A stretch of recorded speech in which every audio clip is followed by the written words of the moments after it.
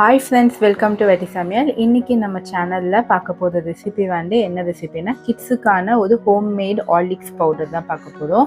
So வீட்லேயே நம்ம Horlicks powder எப்படி பண்ணுறதுன்னு பார்க்கலாம். ஸோ அதுக்கு நான் என்ன எடுத்துக்கேன்னா, நாட்டு சக்கரை ஒரு 1/2 கப் எடுத்துக்கேன்.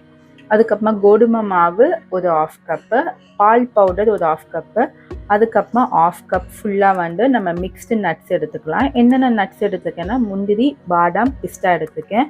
உங்களுக்கு தேவைப்பட்ட அக்ரூட் இந்த மாதிரி நீங்கள் எல்லா நட்ஸும் எடுத்துக்கலாம். ஸோ இப்போ எப்படி பண்ணதுன்னு வாங்க வீடியோக்குள்ளே போகலாம்.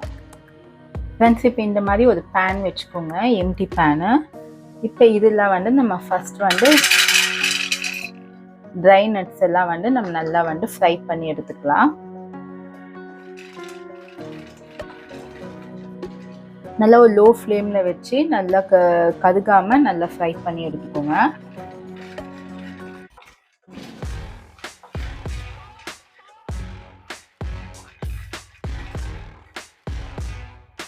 ஃப்ரெண்ட்ஸ், இப்போ பார்த்தீங்கன்னா இப்போ நம்மளுக்கு நட்ஸ் நம்மளுக்கு நல்லா கொஞ்சம் அளவுக்கு ஃப்ரை ஆகிடுச்சு. இதை ஆற வச்சு நம்ம மிக்சியில் கிரைண்ட் பண்ணி எடுத்துக்கலாம். இப்போ இதே பேனில் நம்ம 1/2 கப்பு கோதுமை மாவு எடுத்து வச்சுருக்கோம், அதையே ஆட் பண்ணிக்கோங்க. நீங்கள் எந்த கப்பில் நீங்கள் ஃபஸ்ட்டு கோதுமை மாவு மெஷர் பண்ணுறீங்களோ அதே கப்பில் நீங்கள் நாட்டு சக்கரை, பால் பவுடர், அதுக்கப்புறம் நீங்கள் நட்ஸையும் எடுத்துக்கலாம். இப்போ ஈக்குவல் மெஷர்மெண்ட்ஸ் தான் இருக்குது. ஸோ உங்களுக்கு மோஸ்ட்லி ஆர்லிக்ஸ் மாதிரியே தான் இருக்கும். நம்ம வெளியில் வாங்கி தர அந்த ஆர்லிக்ஸோட இது நம்மளுக்கு வீட்லேயே பண்ணது ரொம்ப ஹெல்த்தி. இது பண்ணதுக்கு ஒரு 15 to 20 மினிட்ஸ் தான் ஆகும். இது ஃப்ரை பண்ணதுக்கு தான் நம்மளுக்கு கொஞ்சம் டைம் எடுக்கும். ஈஸியாக இதை பண்ணி வச்சிடலாம். நீங்கள் பண்ணி வச்சுட்டு ஒரு நல்ல ஒரு டைட் கண்டெய்னரில் ஸ்டோர் பண்ணி நீங்கள் டெய்லி கிட்ஸ்க்கு நீங்கள் கொடுக்கலாம். இப்போ இந்த கோதுமை மாவு கொஞ்சம் நல்லா சூடு பறக்க கொஞ்சம் நல்லா ஃப்ரை பண்ணிக்கலாம். இந்த பச்சை ஸ்மெல் போகிறதுக்காக நீங்கள் நல்லா ஃப்ரை பண்ணி எடுத்துக்கோங்க. ஸோ என்னோட கிட்ஸ்க்கு நான் 2.5 இயர்ஸ்லேருந்து இந்த ஆர்லிக்ஸ் தான் நான் கொடுத்துட்ருக்கேன். ஸோ நீங்கள் 2.5 இயர்ஸில் இருந்து நீங்கள் ஸ்கூலுக்கு போகிற பெரிய பசங்களுக்கு கூட நீங்கள் இந்த ஆர்லிக்ஸ் கொடுக்கலாம். ரொம்ப ஹெல்த்தி.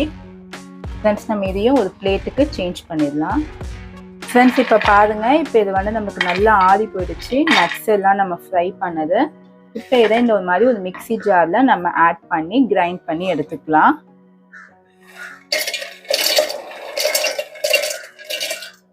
ஃப்ரெண்ட்ஸ், நீங்கள் இது கூட வேர்க்கடலையும் ஆட் பண்ணிக்கலாம், உங்கள் இஷ்டம் தான். ஸோ இப்போ இதை ஃபஸ்ட் நம்ம கொஞ்சம் பவுடராக அரைச்சி எடுத்துக்கலாம். ஃப்ரெண்ட்ஸ், இப்போ இதை பார்த்தீங்கன்னா இங்கே பாருங்கள், நல்லா ஒரு கோஸ் பவுடராக தான் வந்திருக்கு. ரொம்ப பொடி பண்ண முடியாது. நம்ம மில்க் பவுடர், நெக்ஸ்ட்டு நாட்டு சர்க்கரை இதெல்லாம் போட்டோன்னே நம்மளுக்கு இதோட சேர்த்து நம்ம அரைச்சோம்னா நம்மளுக்கு நல்லா அரைப்பட்டுடும். ஸோ இந்த அளவுக்கு இருந்தால் போதும். நீங்கள் ரொம்ப பவுடராக ஆக்கணும்னு நினச்சிங்கன்னா நமக்கு பாதாமில் இருக்கிற அந்த ஆயில் எல்லாம் வெளியில் வந்துடுச்சுன்னா கட்டி கட்டியாக ஆகிடும். ஸோ இந்த அளவுக்கு இருந்தாவே போதும். ஸோ இப்போ இது கூட நான் நாட்டு சர்க்கரை 1/2 கப் ஆட் பண்ணுறேன். அடுத்தது மில்க் பவுடரை ஆட் பண்ணிக்கோங்க. இப்போ அகைன் இதை நல்லா நீங்கள் ஒரு பிளெண்ட் பண்ணி எடுத்துக்கலாம். ஃப்ரெண்ட்ஸ், இப்போ பார்த்தீங்கன்னா இப்போ நம்ம பால் பவுடர், அடுத்தது நட்ஸ் பவுடர், அதுக்கப்புறம் நாட்டு சக்கரை மூணுத்தையுமே நம்ம நல்லா பொடி பண்ணியாச்சு. இந்த மாதிரி தான் இருக்கும். உங்களுக்கு ஆர்லிக்ஸோட டெக்ஸ்டர் பார்த்தீங்கன்னா ரொம்ப பவுடராக இருக்காது, கொஞ்சம் ஒரு மாதிரி நடந்திருக்கும். அந்த அளவுக்கு இருந்தால் தான் நம்மளுக்கு பாலில் நம்மளுக்கு கரெக்டாக கரையும். ஸோ இப்போ ஃபைனல் இன்க்ரீடியன்ட் இந்த கோதுமை மாவு, இதை வறுத்து ஆற வச்சிருக்கேன். இப்போ இதையும் இதில் ஆட் பண்ணிக்கலாம்.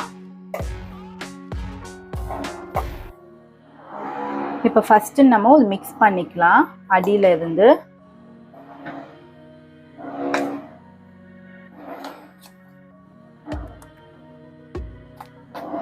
நான் கொஞ்சம் ஹெல்த்தியாக வேணும்னு சொல்லி நான் நாட்டு சக்கரை ஆட் பண்ணுறேன். உங்களுக்கு தேவைப்பட்டால் நீங்கள் ப்ரௌன் சுகர், நான் கொஞ்சம் வெல்லம் பவுடரு அந்த மாதிரி நாட்டு சக்கரை ஆட் பண்ணியிருக்கேன். ப்ரௌன் சுகர், ஒயிட் சுகர் கூட ஆட் பண்ணிக்கலாம். ஸோ கிட்ஸ்க்கு ஹெல்த்தியாக இருக்கிறதுக்காக நான் நாட்டு சக்கரை ஆட் பண்ணியிருக்கேன். ஆனால் எதுவாக இருந்தாலும் நீங்கள் அதே சேம் மெஷர்மெண்ட்ஸில் எடுத்தீங்கன்னா உங்களுக்கு நல்ல டேஸ்ட் கிடைக்கும். இப்போ நான் ஃபைனலாக இந்த மாதிரி பாதாம் மில்க் மிக்ஸ் எடுத்துருக்கேன். இது ஒரு 2 or 3 ட்ராப்ஸ் நம்ம ஆட் பண்ணிக்கலாம். இது நம்மளுக்கு என்னன்னா கொஞ்சம் லைட் கலர் கொடுக்கும், ப்ளஸ் ஒரு ஃப்ளேவரும் கொடுக்கும். இப்போ நம்ம இதை க்ளோஸ் பண்ணி அகைன் பிளெண்ட் பண்ணிக்கலாம். ஃப்ரெண்ட்ஸ் இப்போ பார்த்தீங்கன்னா இப்போ நம்ம ஃபுல்லாக அரைச்சாச்சு. நம்மளுக்கு இந்த அளவுக்கு தான் படம் இருக்கும். ஸோ ஜஸ்ட் எல்லாத்தையும் போட்டு கடைசியாக வந்து ஃபைனல் வந்து ஜஸ்ட் ஒரு பிளெண்ட் மட்டும் நீங்கள் கொடுக்குதுங்க. ரொம்ப நேரம் வந்து நீங்கள் அரைக்க தேவையில்ல. ஸோ நம்ம பாதாம் எசன்ஸ் எதுக்கு கொஞ்சமாக போட்டோம்னா நம்மளுக்கு ஸ்மெல் பண்ணி பார்த்தா அந்த பாதாம் ஃப்ளேவர் இருக்கும். ஸோ கிட்ஸ்க்கு வந்து ஒரு ஃப்ளேவர் இருந்துச்சுன்னா அவங்க இன்னும் நல்லா லைக் பண்ணி சாப்பிடுவாங்க, அதுக்காக. ஸோ இப்போ இது எல்லாமே வந்து நம்ம ஒரு பிளேட்டில் ட்ரான்ஸ்ஃபர் பண்ணி நல்லா ஆற வச்சுட்டு அதுக்கப்புறம் ஒரு பாட்டிலில் போட்டு நம்ம ஸ்டோர் பண்ணிக்கலாம். நீங்கள் பாருங்கள், இந்த மாதிரி ஒரு பிளேட்டில் போட்டு நல்லா ஆற வச்சுதுங்க.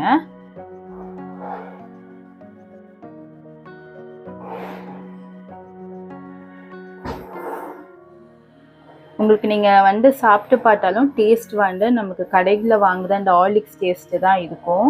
நம்ம சின்ன வயசுலேருந்து ஹார்லிக்ஸ் குடிக்கிறதோட நம்ம வந்து அந்த ஹார்லிக்ஸ் பவுடர் தான் ரொம்ப நம்ம சாப்பிடுவோம். ஸோ இதுவும் சாப்பிட ரொம்ப டேஸ்ட்டாக இருக்கும். என் கிட்ஸ் வந்து நான் ஹார்லிக்ஸ் போடுறதுக்கு முன்னாடியே இந்த பவுடர் வந்து கொஞ்சம் எடுத்து சாப்பிட்ருவாங்க. ஸோ அந்தளவுக்கு நல்லா டேஸ்ட்டாக இருக்கும். ஸோ இப்போ எல்லாத்தையுமே வந்து நம்ம நல்லா ஆற வச்சிடலாம். ஆற வச்சுட்டு அதுக்கப்புறம் டைட் கண்டெய்னரில் போட்டு நம்ம ஸ்டோர் பண்ணிடலாம். ஃப்ரெண்ட்ஸ் இப்போ பார்த்தீங்கன்னா நான் இந்த மாதிரி ஒரு டிரான்ஸ்பரண்ட் கிளாஸில் வந்து நான் உங்களுக்கு ஹார்லிக்ஸ் மிக்ஸ் பண்ணி காட்டுறேன், உங்களுக்கு ஈஸியாக வந்து உங்களுக்கு ஐடென்டிஃபை பண்ணதுக்காக. ஸோ இப்போ பார்த்தீங்கன்னா நான் வந்து சுடுபால் எடுத்து வச்சுருக்கேன். இப்போ ஹார்லிக்ஸ் வந்து நீங்கள் ஒரு 1 ஸ்பூன் ஆட் பண்ணிக்கோங்க. 1 கப் மில்க்குக்கு வந்து நீங்கள் 1 ஸ்பூன் ஆட் பண்ணிக்கிட்டா போதும். இப்போ இது கூட நல்லா வந்து சுடுபால் ஆட் பண்ணிக்கோங்க.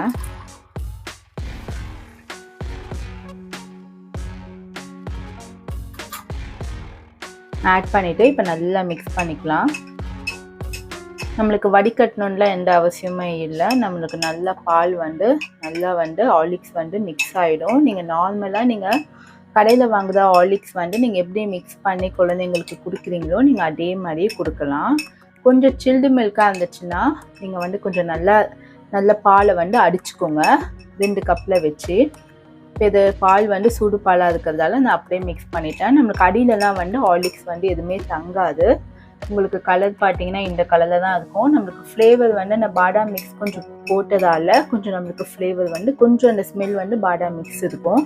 ஸோ குழந்தைங்களுக்கு சாப்பிடும் போது நல்லா டேஸ்ட்டாக இருக்கும். ஸோ இதுதான் என்னோட கிட்ஸ்க்கு வந்து நான் டெய்லி வந்து மார்னிங்கு அதுக்கப்புறமா ஈவினிங்கு இதே தான் நான் கொடுக்குறேன். நீங்களும் இதை வீட்டில் வந்து கண்டிப்பாக ட்ரை பண்ணி பாருங்கள். ரொம்பவே சூப்பராக இருக்கும். கிட்ஸ்லேருந்து வந்து பெரியவங்க வரைக்கும் ரொம்ப லைக் பண்ணி இதை சாப்பிடுவாங்க. ஹார்லிக்ஸ் குடிச்சிட்டு எப்படி இருக்குன்னு சொல்றீங்களா? ஓகே. ஹார்லிக்ஸ் எப்படி இருக்கு? நல்லா இருக்கு. நல்லா சூப்பர். சூப்பரா இருக்கா? Like share subscribe. Thank you. Friends இப்போ பார்த்தீங்கன்னா நான் இந்த மாதிரி ஒரு பாட்டிலில் ஸ்டோர் பண்ணி வச்சுருக்கேன்.